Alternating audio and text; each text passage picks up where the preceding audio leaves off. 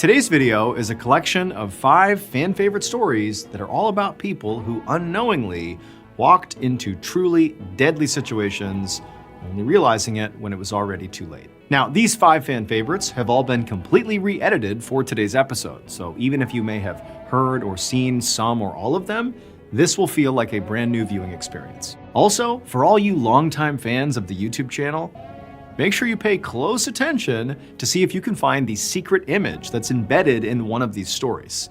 The first person who spots the image and comments what the image is and the timestamp of where in the video it is, if you put that in the comments section, we will pin your comment to the top of the comments section and you will reap all the glory. But before we get into today's 5 stories, if you're a fan of the strange, dark, and mysterious delivered in story format, then you come to the right place because that's all we do, and we upload 2, 3, even 4 times every week. So, if that's of interest to you, please go to the like button's house, and for no reason at all, just kick their front door in, and then leave. Also, please subscribe to our channel and turn on all notifications so you don't miss any of our weekly uploads. Okay, let's get into today's stories.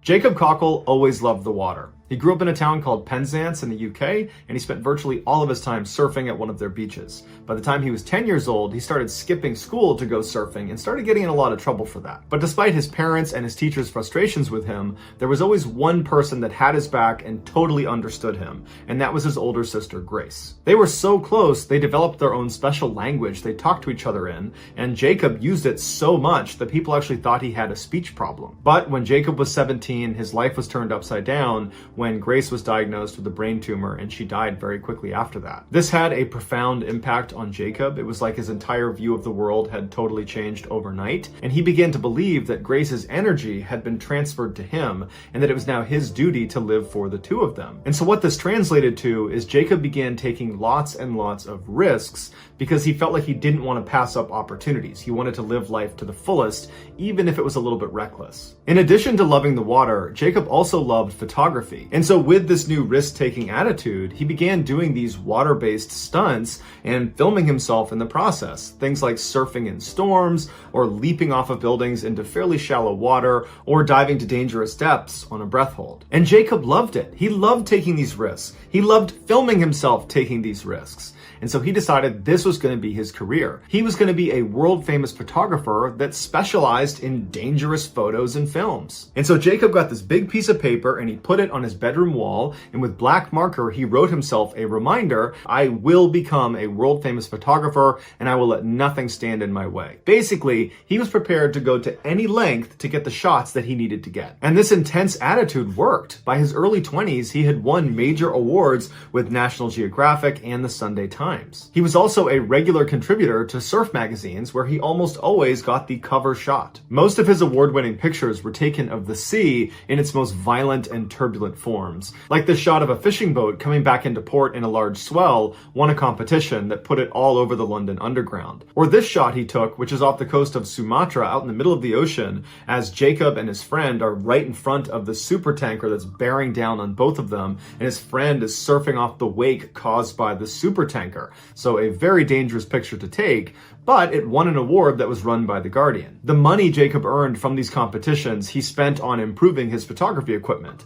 If he was ever given a physical prize, like a brand new TV, he would just give it away to his friends. Because all Jacob was really focused on was going out and living life to the fullest and taking crazy chances and capturing those experiences on film. And one crazy experience that he had always wanted to capture on film actually took place right in his hometown of Penzance. A very strong whirlpool would appear a few times a year in a harbor that was right near his childhood home. It was just a quirk of engineering designed to keep the harbor from silting up. At high tide, the water would come in and it would hit this quay wall, and at the bottom of the quay wall was a tunnel that fed into this other pool. And so that would fill up with water, and then when the tide retreated during low tide, the water in the harbor would drain out and the water from the pool would slowly filter out back through this tunnel, pushing the silt and sand out of the harbor. But sometimes when the water came into the harbor during high tide, it would come in so quickly it would build up against the quay wall and it wouldn't drain fast enough down through that tunnel into the pool. And so just like in your bathtub, if you pull the plug when it's full, you'll see a whirlpool form as the water is sucked down the drain. The same thing would happen at this quay wall as all this water is being forced down and sucked through this pipe. It would create this huge whirlpool that you could see on the surface from the quay wall. And even though this whirlpool only formed a couple of times a year, it was so dangerous. There were caution signs all around the edge of the harbor and on the quay wall telling people to stay out of the water. But in his mid-20s, Jacob ignored those signs and he started jumping into this whirlpool every time it formed. And he was able to kind of swirl around the outside and he would film it inside and just on top. And he would upload his videos to YouTube and they would get millions and millions of views. They were totally beautiful and terrifying at the same time. On May 28th, 2013, when Jacob was 28 years old, he noticed that the whirlpool was back in his hometown and he wanted to go out and film inside of it again. And so he ran to his friend David's house and he asked him to, hey, come down to the harbor and film me inside of this whirlpool. And so by the time David got his stuff together and made it to the quay wall, he looked down and he saw Jacob was already in the whirlpool swirling around. David also noticed that Jacob was wearing a rubber horse head mask, and he told David the reason he was doing it is because it would be more eye-catching on YouTube. So David leaned over the wall and began filming Jacob as he swirled around this whirlpool in his horse mask making neighing sounds, and at some point Jacob stopped and he swam away from the whirlpool, but you could see the pull of the whirlpool was very strong because even with flippers on, Jacob really struggled to swim away from this whirlpool. But he was in good spirits about it and he was laughing with David and saying how when he first jumped in, he was actually pretty scared of this whirlpool. It's definitely the strongest one he had been in over at this quay wall. And David would say, yeah, I can tell from up here, that one's really strong. For the next 10 or 15 minutes, David and Jacob kind of joked back and forth about the strength of the whirlpool, and Jacob would put his mask back down and swirl around inside of the whirlpool, then get out again. And then towards the end of the video, Jacob yells up to David that he only has one more thing in mind that he wants to do with the whirlpool. He wants to dive down below and film it from underneath. And so he asks David to hand down his camera. David hands it down, and you see Jacob adjusting his camera, and then he dives below the surface to begin filming this whirlpool.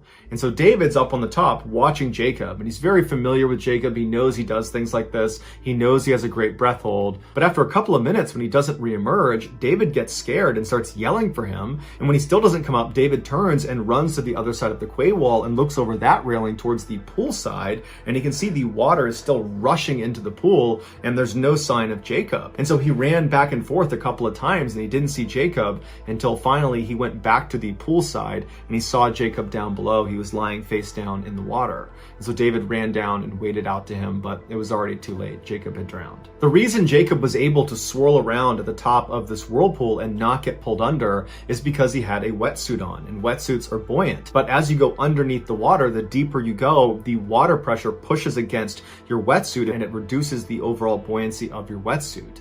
And so when Jacob dove down into this whirlpool, the pressure pushed against his suit, he lost his buoyancy, and then he got caught up in the current of this very strong whirlpool, and he was pulled slowly down to the bottom. And so he probably fought as much as he could to try to get out of there, but he couldn't, and eventually was forced into that tunnel underneath the quay wall, and he was under there until he drowned, and then he was eventually spit out the other side.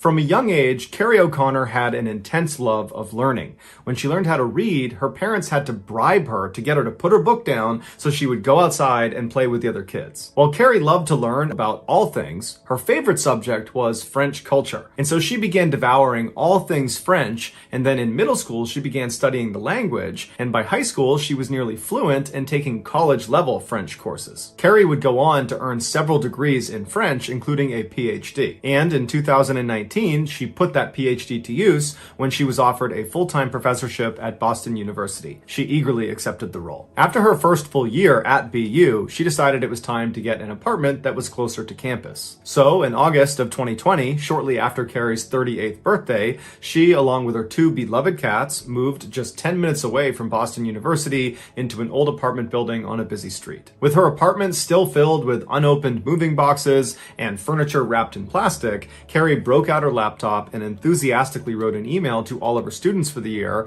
titled The Joy of Learning French. In it, her students saw her passion for the French language and how excited she was about the upcoming academic year. A few weeks later, on Monday, September 14th, Carrie was back at her apartment building after classes, and she had just purchased a brand new piece of furniture that she wanted to haul up to her apartment. This piece of furniture was not actually assembled. All the parts and the directions were inside of this box that was 7 feet tall, 1 foot wide, and weighed just under 80 pounds.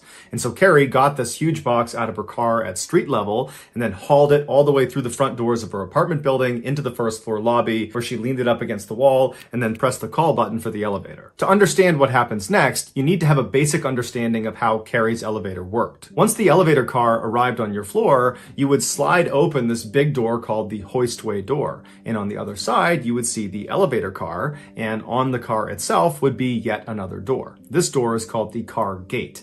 This metal accordion-style door would also be slid to the side manually, but unlike the hoistway door, the car gate had to be shut all the way in order for the elevator to move between floors. So when the light dinged in the first floor lobby above Carrie's head, she opened up the hoistway door, and then she reached inside and slid open the car gate, and then she grabbed her package and began trying to push it inside of the elevator car. The only way it looked like she could fit this huge package inside of the elevator was if she got it in there at an angle standing up. But no matter how hard she pushed and pulled on it, she just could not get it to go inside. And so while Carrie's doing this, another tenant happened to walk in the front doors of the apartment building, and they saw Carrie struggling, and at first he just walked past Carrie and started going up the stairs towards his own apartment, but he stopped and he turned and he just said to Carrie, "Hey, I don't think it's a good idea to keep doing what you're doing. That package looks like it's too heavy to be on that elevator. The elevator's really old and you might trip a sensor and it might start moving before you're ready. You know, we've had problems with that elevator before. It's just not worth the risk." And so Carrie, who's already pretty committed to doing this, she hesitates for a second and just kind of looks at her package, and she looks up at the guy and says, "You know what, I'm just going to try one more time to get it inside the elevator." And so Carrie goes back to trying to get it on, and this other tenant hesitates for a second and then decides, okay, I'll help her do it. And so he goes down and he holds open the hoistway door with his hand, and Carrie goes inside of the elevator car and she uses her hip to keep open the car gate. And the two of them begin pushing and pulling, and finally they're able to wedge this package at an angle inside of the elevator car. And so Carrie thanks the guy and he says no problem. He turns and walks up the stairs and he disappears. Once he was gone, Carrie didn't press any of the floor buttons. Instead, she tried to close the car gate over the top of her package. But at the same time, a maintenance worker in the floor below her, which was the basement, hit the call button for the elevator. Unbeknownst to Carrie, the top of her huge package, when they wedged it inside, had pressed up against the sensor at the top of the door frame that registers when the car gate has shut. And so when the maintenance worker pressed the call button, because that package was pressing on the sensor, it tricked the elevator into thinking the gate was shut and secured, and now it was time to move. And so the car began to go down, but it only made it a couple of feet before the movement caused the package to slip off of the sensor, causing the elevator to stop. Carrie was most likely very confused how this car would have moved, considering the car gate was still wide open, but she had bigger problems. She was now trapped between the first floor lobby and the basement. But she didn't panic. Instead, she decided she would just get her package back inside the elevator car, and then she would figure out what to do next. The package, when it came off that sensor, had fallen forward and was basically jutting out of the elevator. So the top half of it was in the first floor lobby, propped up against the floor of the first floor lobby. And so Carrie turned around so her back was facing outside of the elevator, and she got down in a squatting position underneath her package, so her shoulder was up against the package, and then she began pressing it up as hard as she could until she managed to press the package back inside of the car. But again, the top of that package made contact with that sensor that registers whether that gate is shut, and so believing it was shut and secure, the elevator began moving down again. And this time, Carrie, whose back is to the opening of the elevator, she lost her balance and fell backwards out of the elevator into that narrow space between the outside of the elevator and the inside of the elevator shaft. Now, if the elevator had not been moving, she probably could have just crawled back up into the elevator, but unfortunately, her package this time did not slip off the sensor. And so the elevator still believed the gate was shut, and so it kept on moving down. And so as soon as Carrie fell into this narrow space, the movement of the elevator would have kind of sucked her up into that space, crushing her up against the inside of the elevator shaft wall as the car forces its way down past her towards the basement. But the car doesn't even get to the basement. It stops once Carrie is pinned perfectly between the elevator and the elevator shaft walls. When the fire department finally arrived, it was too late. Carrie was already deceased.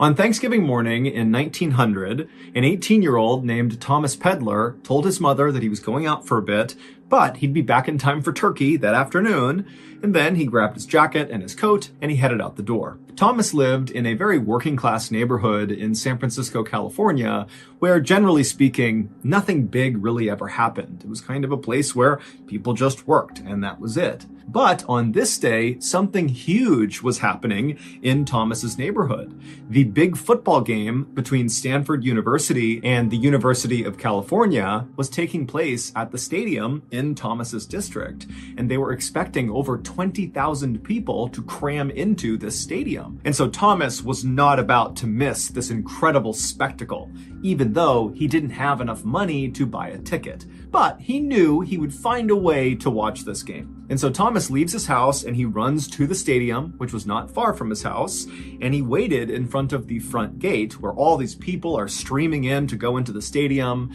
And around 11 a.m., Thomas's very close friend, Charles, who was also a young man, made his way to the front gate. The two met up, and at first, their plan was to try to sneak in with the horde of people that were making their way into the stadium. But even though they were still hours away from the opening kickoff of this big game, it was at 2:30 p.m., the stadium was packed. I mean, there was nowhere to sit, there was nowhere to stand. People that had tickets who were going in are looking around thinking, where are we going to watch this game? And so Thomas and Charles are kind of like, well, what's the point of sneaking in if there's nowhere to watch? And so they decided, okay, we need to find another way to watch this game. And so they began looking around and they noticed there was a huge fence that lined the perimeter of this stadium. And they saw there were some people kind of climbed up on this fence trying to get a view down onto the field. And pretty quickly, when Thomas and Charles decided they would try to do that too, they saw that all the good spots on this fence were already taken. The spots that were open provided no view onto the field. And so that option as well didn't work. And so Thomas and Charles are frustrated. They're starting to worry that they will not see this big game. But when they walked back over to the front gates of the stadium, they happened to notice across the street was this group of people rushing over to this big white brick factory building. And they were literally placing ladders up against the sides of this building and beginning to climb up it. I mean, this is a 5-story building and they are just basically free climbing the windows and the fire escapes. And Thomas and Charles realized that the top of this factory was flat and provided a perfect view down onto the field. And so all these people, they're trying to get a good seat to watch this game. And so without any hesitation, Thomas and Charles decide they're going to do that too. So they left the stadium, they ran across the street, and they began climbing up the ladders and climbing the windows and the fire escapes until finally they made it onto the roof, 55 feet off the ground. And when they got up there, there wasn't that many people. And so Thomas and Charles were able to run right over to the front edge of this building and claim a spot with an absolutely perfect view of the game. A couple of hours later, at 2:30 p.m., when the game actually started, the rooftop that Thomas and Charles were on was now completely packed with people. Hundreds of people have climbed up onto this factory. There were some factory workers down below telling people, do not do this. Do not climb on top of this factory. It's not safe. But nobody listened to them, and the police either didn't notice this was happening or they didn't care.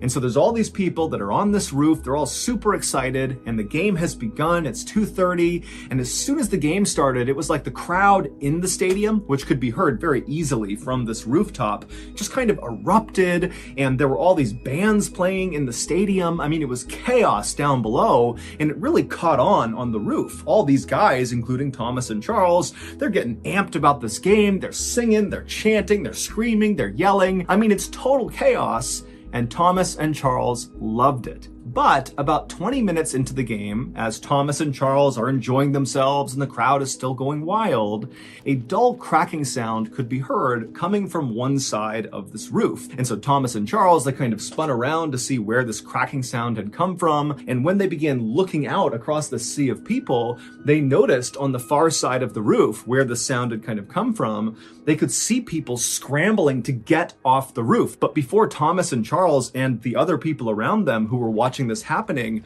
could figure out what was going on, there was a much louder cracking sound, and suddenly the floor underneath Thomas, Charles, and everybody else collapsed. And immediately, people on this roof fell all the way to the bottom of this factory, 55 feet below.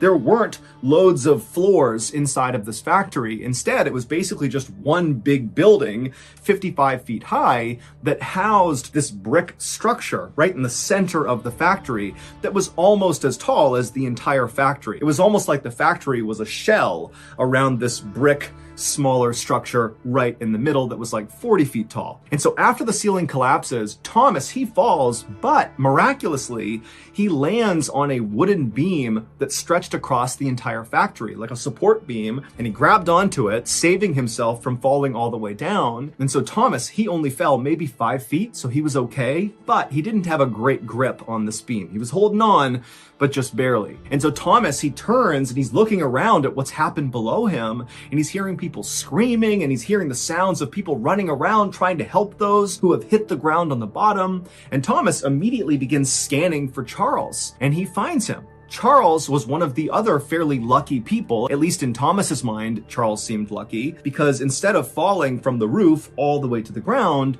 Charles and 15 or 20 other people had fallen right onto that brick structure that kind of made up the main part of this factory. And so Charles had only fallen maybe 10 or 15 feet onto this structure. And so Thomas is thinking, oh, Charles and these other people, they've survived this fall. They're okay. However, the second Charles and the others, who supposedly were saved by landing on this brick structure, the second they hit that brick structure, despite not suffering catastrophic injuries like broken bones and horrible internal injuries, these people on the brick structure began letting out these primal screams, these just horrible, blood-curdling screams. And as they did, these loud popping sounds began coming out of their body, and then their bodies began contorting forward, almost like a bug rolling up onto itself. It would turn out this factory was not a normal factory. This was a glass factory,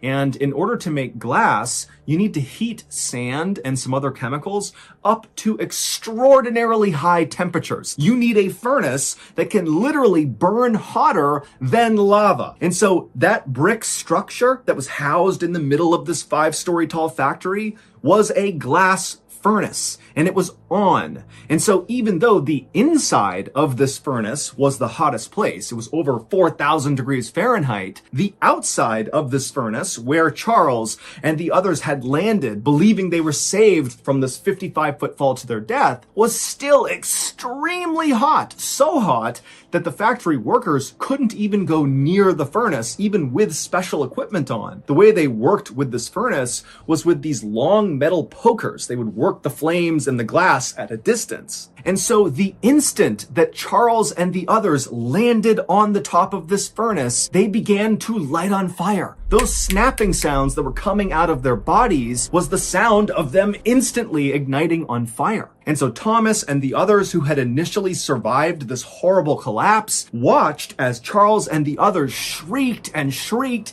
and their bodies continued to contort, and they continued to burn and smolder. And Charles, actually, he would roll up so tightly that his body began to roll down the curved side of this furnace, and at some point his body slipped into a crack in the furnace, and he actually fell into the flames inside, at which point he went silent. Around the time time that Charles and the others stopped shrieking, a number of people just out on the road heard the commotion and they came inside, and one of them was Thomas's father. And in a terrible twist of fate, he actually looked up and saw his son clinging to the beam, Thomas, except it was so hot inside of this factory that Thomas was sweating, he was losing his grip, it was really hard to hold on to this beam, and his father watched as Thomas lost his grip and fell the 10 more feet down onto the furnace exterior. He landed feet first, then he fell onto his stomach and his face. He immediately ignited on fire, began shrieking, and then went silent. All told, 23 people would be killed during this roof collapse,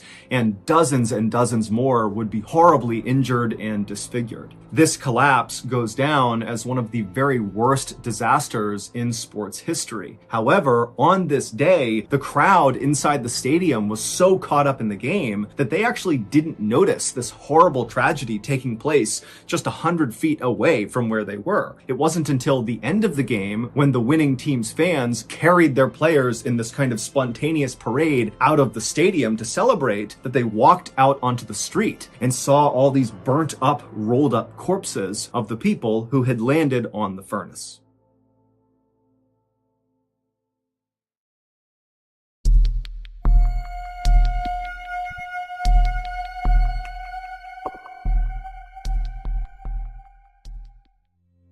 In 1996, 21-year-old Katie Fleming was studying French at the University of Oregon.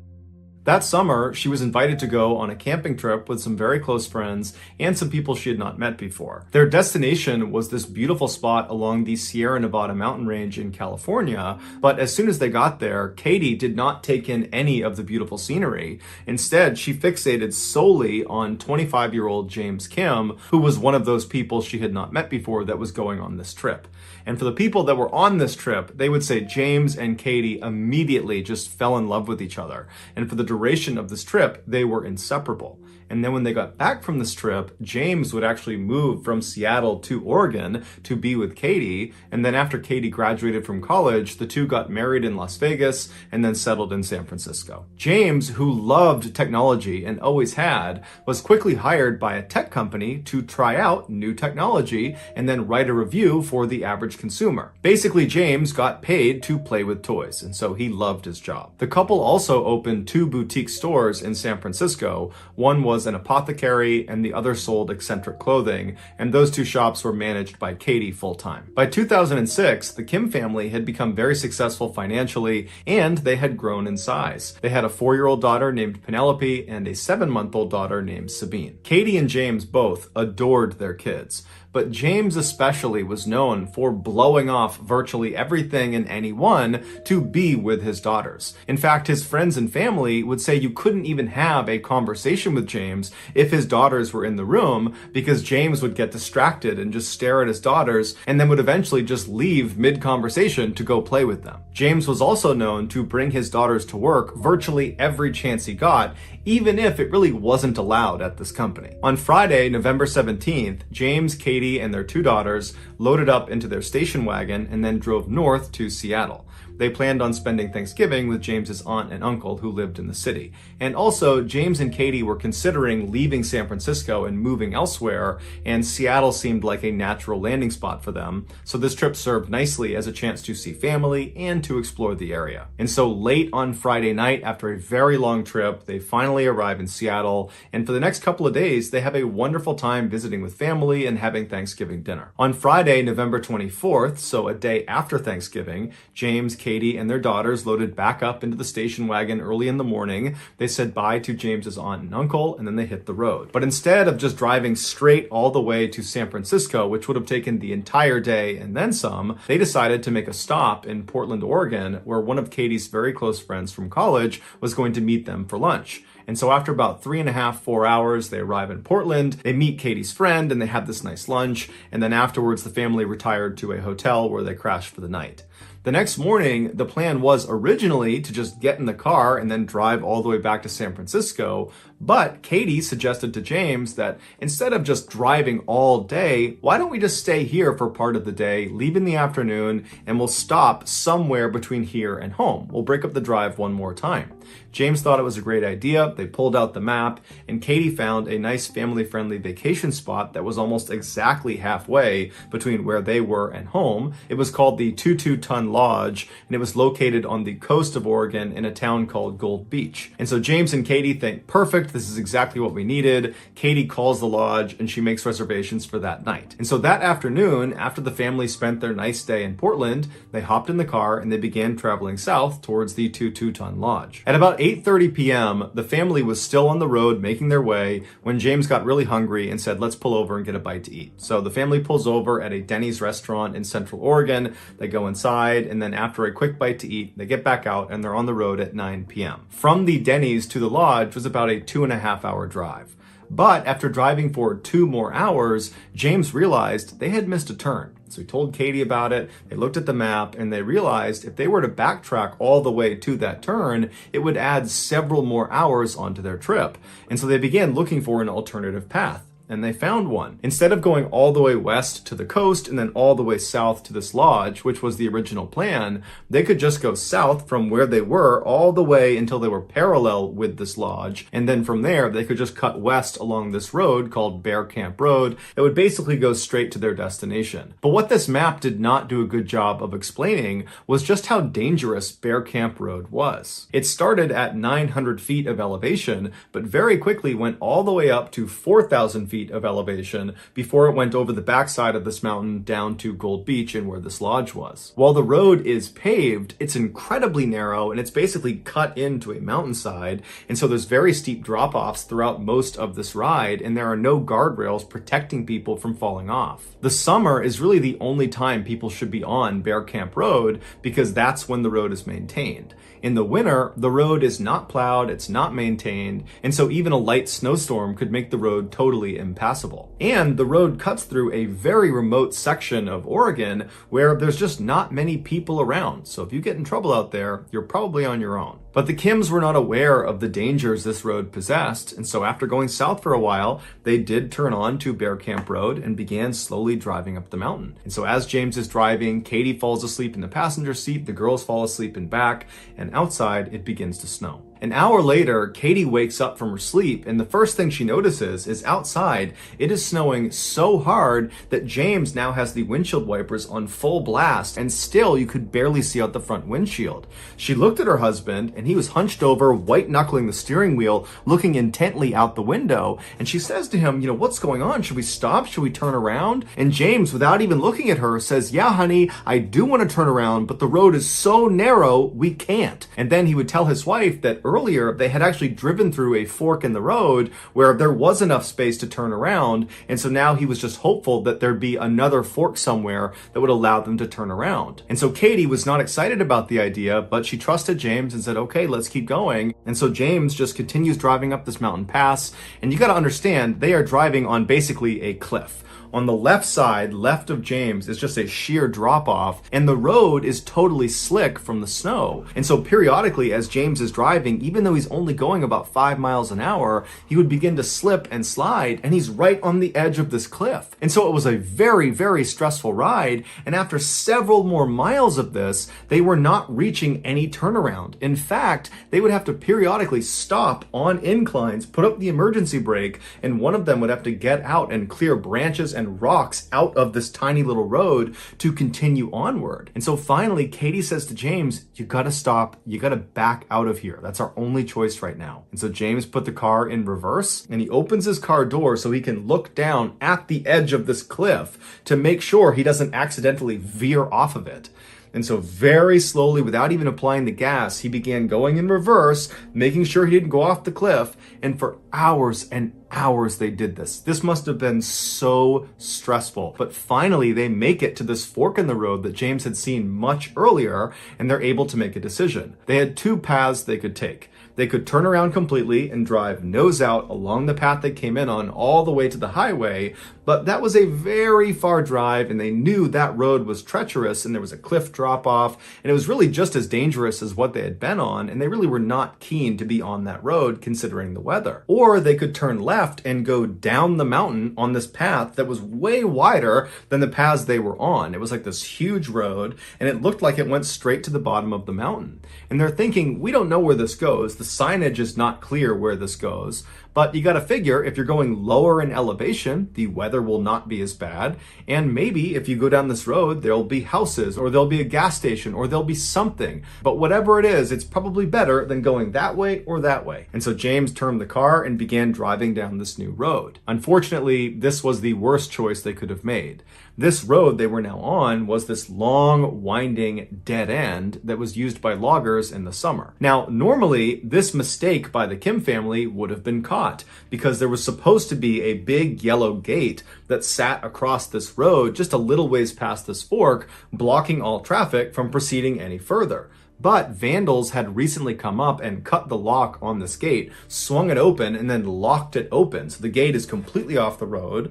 And so as the Kims drove past where they normally would have been stopped, they didn't even see a gate. There was no gate anywhere, and so they just kept on driving. And from where this gate should have been, the road went from paved to dirt and full of potholes, and it narrowed considerably. The couple drove for 15 miles on this very tight, winding road that once again was on a cliffside until finally they reached another fork in the road where they could either go right or they could go straight, but there was no sign telling them which way led to what. And so James stopped the car right in the middle of this intersection, and he and Katie look at each other and they know they're in trouble. So they get their phones out and they try calling for help, but they have no service. And so as they're struggling to place calls, one of them realizes it's no longer snowing. It's actually raining, and a lot of the snow on the ground seems to be getting washed away. And so after not being able to place calls for several minutes, they decide, you know what? It's 2 a.m, we're tired, let's sleep here, we'll leave the car running, it'll be nice and warm, and when we wake up in the morning, this rain will most likely have washed away the snow, and we can just drive out of here. And so the two are kind of relieved as they're saying this out loud that this situation is not nearly as bad as it seems, we'll be just fine. And so Katie, James, their 2 daughters, they fall asleep with the car running, it's nice and warm, and when they wake up, Katie and James realize it's gotten much, much worse. At some point in the night after they fell asleep, the temperature must have dropped again, and that rain became very heavy snow. And so all the water on the ground froze, and then almost a foot of snow fell on top of it. They were stuck. But Katie and James, they didn't panic because they remembered when they first turned onto Bear Camp Road, they had seen a plow truck parked off of the side of the road. And so to them, that meant if it snowed along Bear Camp Road, it would get plowed. And so that day, the Kims just stayed inside of their car and they ate snacks and they read books and they kept the heater on and they waited to be rescued. But over the course of that entire day, nobody came down that road. No plows, no anybody. And Katie and James continuously tried their cell phones to try to punch out and get some help, but they never had any service. Also, Katie and James continuously honked the horn in case someone was in the area that might hear them, but no one ever came to their rescue. And so by the end of that Sunday night, Katie and James were really starting to get worried because they have a 4-year-old and a 7-month-old. They cannot be out here for very much longer. But they began to tell each other that, you know what, it's Sunday, maybe the plows don't come through on Sundays. Maybe they just don't work out here on Sundays. And so tomorrow, Monday, the plows will be out here, they'll come by and they will save us. Also, Katie and James began telling each other to reassure each other that, hey, tomorrow, Monday, that's the day we were supposed to be back in San Francisco. And so people are bound to notice our absence and they will report it to police and they will come out here and they will save us. So tomorrow we are going to get found. And so Katie and James, they put their 2 daughters in their car seats and James read them some bedtime stories and then the family fell asleep. The next day, Monday, the family did a lot of the same things they did the day before. They sat in their car, they kept spirits high, they tried to use their cell phones, which didn't work. They honked their horns to get people's attention. That didn't work. They tried to ration their food, and the whole time they're keeping their eyes up each side of this road they're on in hopes a plow comes through. But all day long, no trucks, no plows, nothing comes down this road. Meanwhile, back in San Francisco, the family's absence was noticed by a family friend, but they didn't report it to police because they figured the Kim family had just decided to stay out a little bit longer and they would be back soon. By Monday night, Katie and James were officially terrified.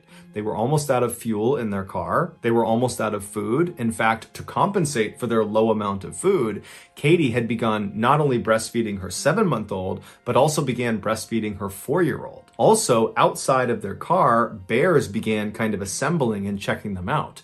And at first, Katie and James would scream and yell and try to scare them off, but the bears ultimately were not that fazed by them. They were not aggressive, but it meant the family did not feel comfortable getting out of their car. And so they're in this very claustrophobic situation where they are literally trapped inside of this small car where all the windows are covered with snow and they can't go anywhere. They can't call anyone. They're running out of their supplies. I mean, this is a terrifying situation to be in. Katie and James had been really strong to this point, but around this time, they began to act scared, and their kids picked up on it, and they started acting scared and fearful. And so the parents were trying their best to calm them down and tell them everything's going to be fine and they're going to get out of here soon. But in reality, Katie and James knew that if they didn't get found soon, they were probably going to die. The next day when they woke up, which was Tuesday, again, no cars or trucks came down either road. There was no plows. The snow just continued to pile up, and the food was running unbelievably low to the point where James actually left the car and went out looking for bear droppings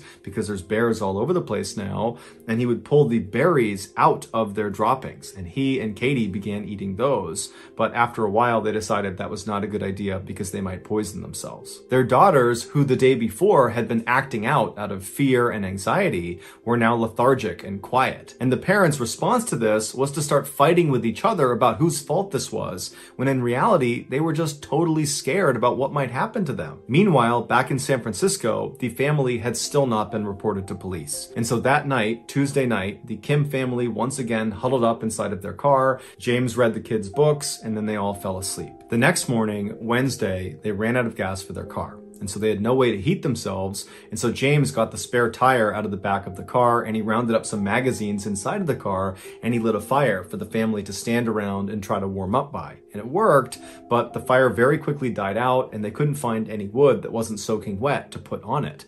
And so before long, they did not have a fire. And so all day that day, James and Katie were desperately looking up the road in hopes that a car or truck would come through.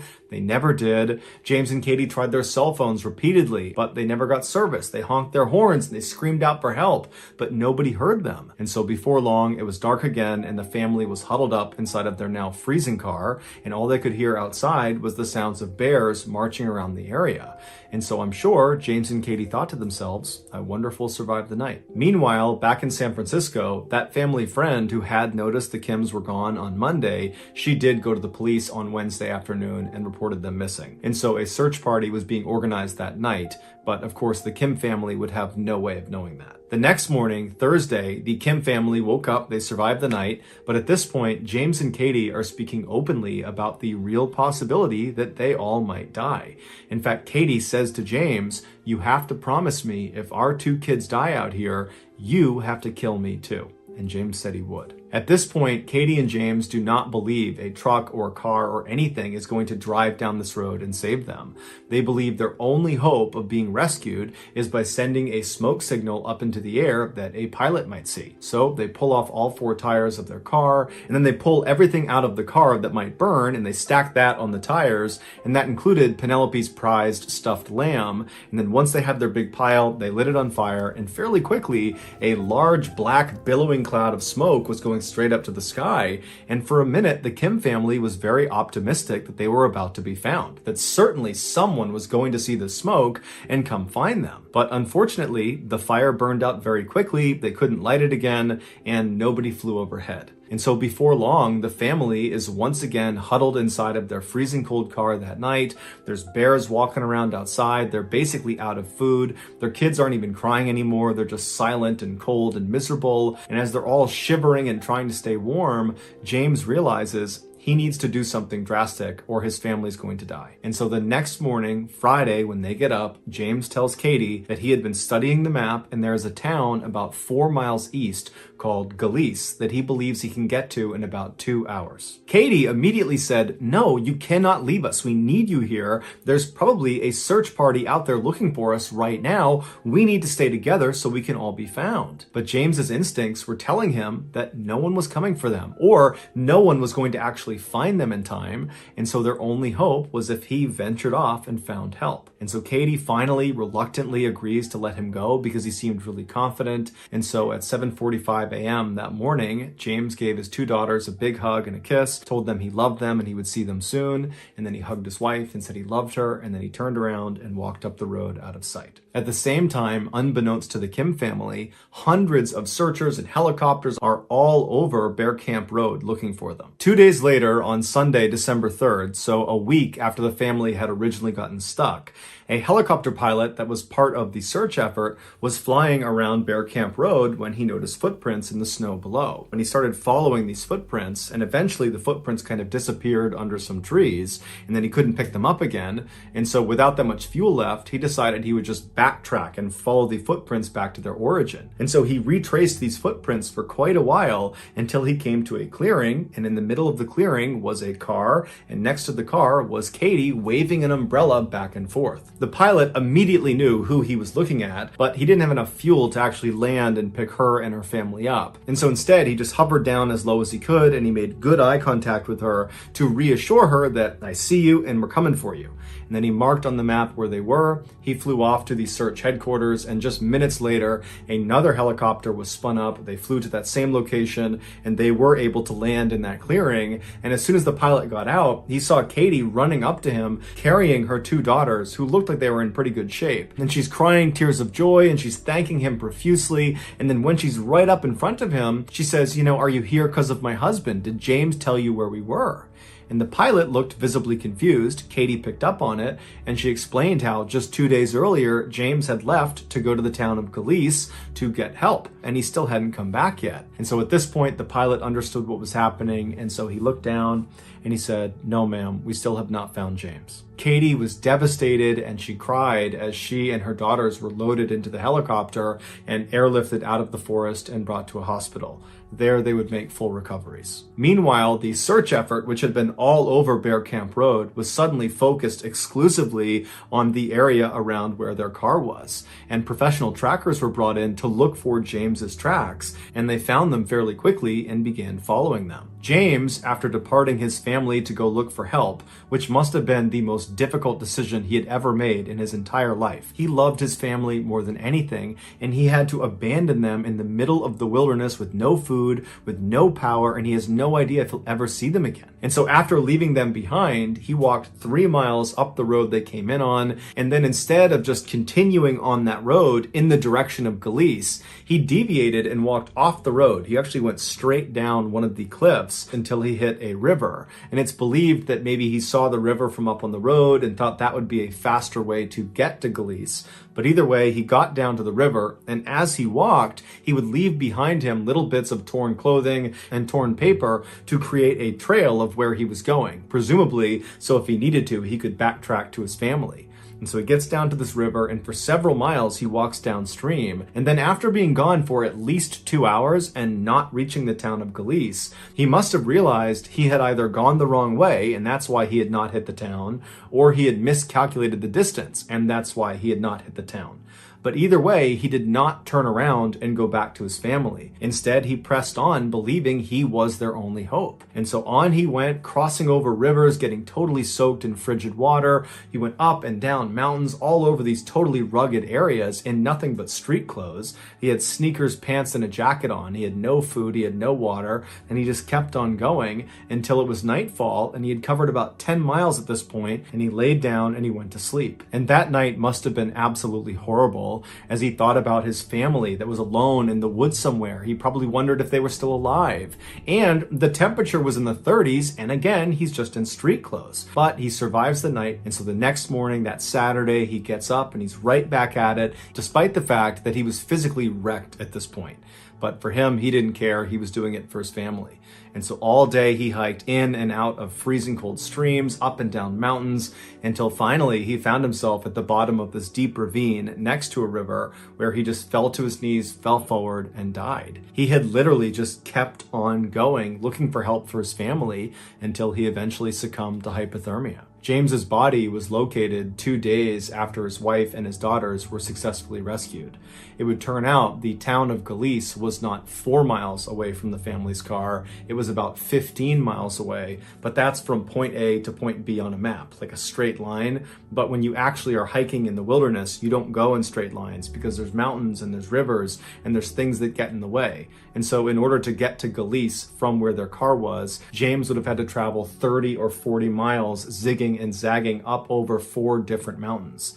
And so this was a suicide mission from the start. James ultimately covered 16 miles through some of the most treacherous terrain in the country, wearing nothing but his street clothes. The professional trackers that followed this 16-mile trail to his body, they called his journey superhuman. The helicopter pilot would later say he never would have found Katie and the girls had he not spotted those footprints first and then traced them all the way back to that clearing. And it would turn out those footprints were made by James after he left his family and walked off to get help. And so even though it cost him his life, James did ultimately save his family.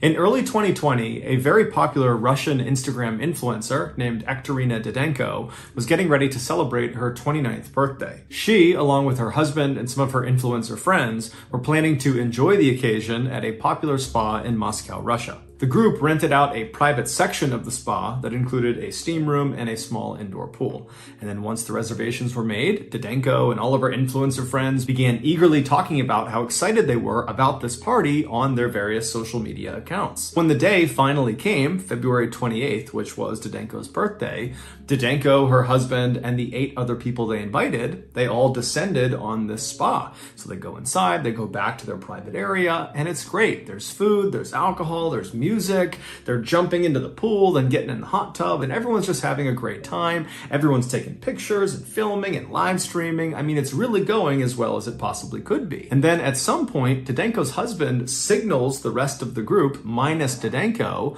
and they all begin to pull out these white hazardous materials suits. Imagine what you would see in a movie if there was some huge chemical leak, a full body white suit with a mask. And so they're all putting on these hazmat suits, and they give one to Didenko, who puts it on as well, and they tell her this is part of her big surprise. Now, it's unclear if Didenko actually didn't know what was going to happen next, or if she's just pretending to be surprised because it would do better on social media, because this is all being filmed and she's an influencer. But either way, she puts on her hazmat suit, and once everyone has their suits on, Didenko's husband wheeled in this huge cooler like you would bring to a picnic, and he placed it right on the edge of the pool. When he opened the lid, the crowd all gasped and laughed and smiled and filmed as these huge clouds of smoke or steam came pouring out of it. What it was roughly 55 pounds of dry ice. Dry ice is just frozen carbon dioxide. It's commonly used for things like refrigerating perishable goods for long periods of time because dry ice stays cold for a really long time. Also, because of the huge white gas clouds that come off of dry ice, it's also very commonly used as a sort of spooky decoration because you have these very cool white clouds going everywhere. And in fact, that's what Didenko's husband planned to use this dry ice for. He was going to dump it into the pool and create those big white gas clouds all over the pool. The reason they call it dry ice is because as it starts to heat up, it doesn't melt into a liquid state the way frozen water does. Instead, it goes directly from a solid state to a gas state. Dry ice is considered to be quite hazardous if it's handled inappropriately, and while these partygoers all had their hazmat suits on, it's unlikely they were actually wearing them for safety. It's far more likely they were wearing them because it would look good on social media and would kind of hype up the stunt they were about to do. And so after the dry ice was revealed inside of this cooler, Didenko's husband and another of the partygoers grabbed the sides of the cooler and they dumped its contents directly into the water. And as soon as the dry ice hit the water, it rapidly began to warm up, which caused a massive, almost explosion of carbon dioxide gas to completely fill the lower half of the room. Now, none of the partygoers are even a little bit fazed by what's happening. They don't realize how dangerous this actually is. And so they're just filming and laughing and kind of thinking this is so funny. And then Didenko's husband actually leaps through the cloud into the water and kind of disappears below. And then shortly after that, two other partygoers would also leap into the pool. One of the main reasons dry ice is considered to be so hazardous if handled inappropriately is because dry ice emits that carbon dioxide gas, which at high concentrations will displace oxygen. So imagine if you're in a very small room that has very poor ventilation. If you had lots of carbon dioxide in there, you would suffocate. And so this indoor pool was a small confined space with poor ventilation. And so the 7 people on the pool deck, shortly after this dry ice has been tossed into the pool, they started to realize it was really hard to breathe because the oxygen was basically being sucked out of the room. And so they were able to turn and actually run out of the pool deck before it was too late. Meanwhile, Didenko's husband and the other 2 people who leapt into the pool, when they came back to the surface, they breathed in thinking they would be breathing in oxygen, but instead they breathed in an entire lungful of carbon dioxide, which in addition to displacing oxygen at higher concentrations inside of confined spaces with poor ventilation, it is also poisonous at higher concentrations inside of confined spaces with poor ventilation. And so when the 3 of them surfaced, they breathed in this poisonous gas, which caused 2 of them to immediately pass out and then just die, while the third, Didenko's husband, he managed to stay conscious enough that he was able to climb barely out of the pool, and he tried to get to the door, but he couldn't get out in time. Eventually, he was pulled out and rushed to the hospital, but he would later die, not only from carbon dioxide poisoning, but also from having gone without oxygen for as long as he had. Thank you so much for watching. Let me know what you thought of today's episode in the comments. And remember, we have hundreds of videos for you to binge right now. But if you're looking for a recommendation from me of that one video that's worth your time, well, it's this one right here. So give it a watch. All right, until next time, see ya.